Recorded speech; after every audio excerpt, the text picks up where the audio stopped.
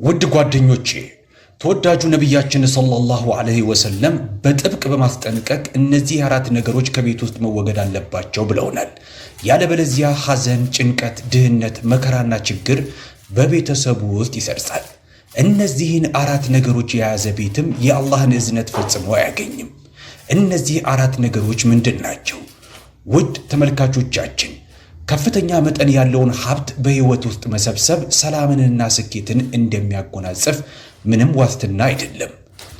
እውነተኛው ጉዳይ ያ ሀብት ከአላህ የሆነ በረከትን ይዟል የሚለው ነው። በረካው ከተነሳ ገንዘቡ ሊኖርህ ይችላል። ነገር ግን ከገንዘቡ ጋር አብሮ ጭንቀት፣ በሽታና ሐዘን ይዞ ይመጣል። ብዙ ሰዎች በየቀኑ ገንዘብ ያካብታሉ፣ ግን በወሩ መጨረሻ እጃቸው ላይ ምንም ገንዘብ ሲቀራቸው አይታይም።